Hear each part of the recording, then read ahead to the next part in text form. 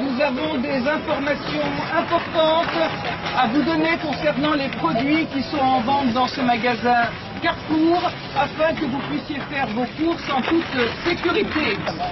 Je parle des produits de l'occupant israélien et, comme vous le savez, ce magasin, en tout cas Carrefour le sait, met en vente des produits qui ne sont même pas étiquetés en conformité avec la législation française. Ces avocats, par exemple, eh bien, il faut carrément avoir une loupe pour savoir d'où ils viennent.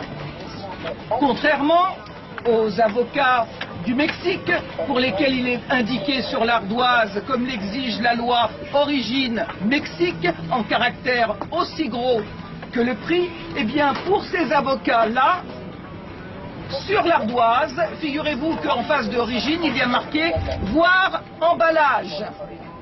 Et pour voir emballage, eh bien, il faut avoir une vue très perçante pour arriver à détecter le mot Israël.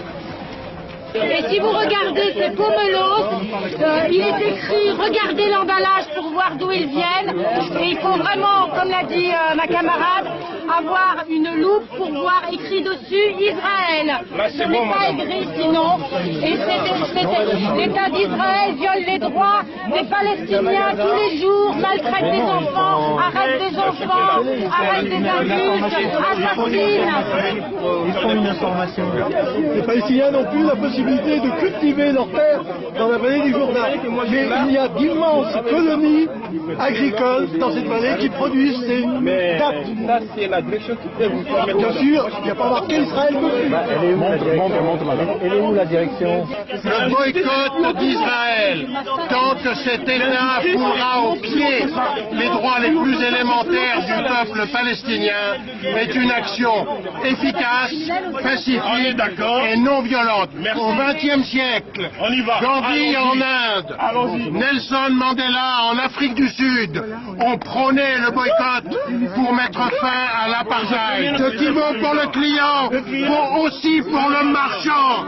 Un commerçant responsable, c'est quelqu'un qui ne vend pas, qui ne propose pas les produits de l'horrible apartheid israélien.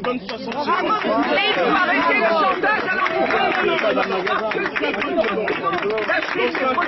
ça n'a rien à voir avec la religion. Même si Israël attaque régulièrement l'esplanade des mosquées et la mosquée El-Aqsa pour faire croire qu'au lieu d'un vol de terre, c'est un conflit religieux. Eh bien, il faut que Valls et le CRIF arrêtent de mentir et de faire croire que tous les juifs sont d'accord avec la politique criminelle israélienne. Ils ne sont pas invités sur les plateaux de télé et en plus, ils sont pourchassés ici en France et en Israël par cette fameuse démocratie qui emprisonne les dissidents, les juifs israéliens qui refusent par exemple, comme cette courageuse Tahir Kamener qui est en ce moment en prison, qui a 19 ans, qui refuse de servir dans l'armée d'occupation. Et aussi, vous avez Ezra Naoui, qui est un Israélien juif qui est en prison à l'heure actuelle en Israël parce qu'il milite dans des associations de défense des droits de l'homme et des droits des Palestiniens comme B'Tselem